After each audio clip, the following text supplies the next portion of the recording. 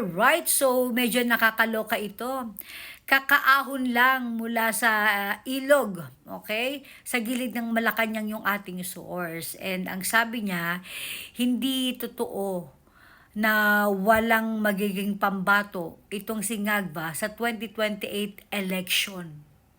Because 'di ba, kailan lang sinabi ni Ronald Llamas, the political analyst, na nalilink dito kay virus na walang pambato si Bangag. So, may possibility na suportahan ng pula ang Pinklawan sa pamamagitan nga ni virus. I don't know if it is virus or Lenlen, pero sa ngayon kasi, si virus yung nakikita nating porsigido na tumakbo bilang presidente sa 2028. And inamin naman niya na open siya para sa posisyon ng pagka-presidente sa 2028. But you know what? According sa source natin na again kakaahon lang no mula sa paliligo sa ilog diyan sa gilid ng Malacanang. Si Yorme.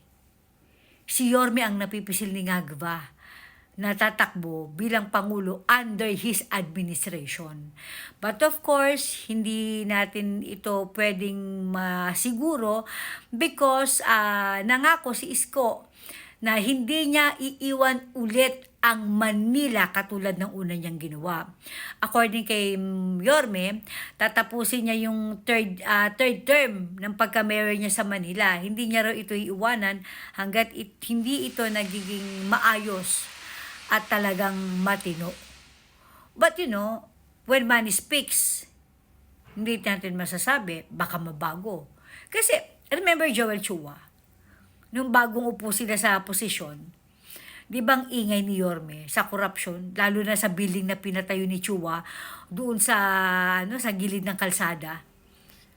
Tapos ngayon, bati na sila, wala na rin tayong balita tungkol sa inirereklamong korupsyon ni Yorme kay Joel Chua.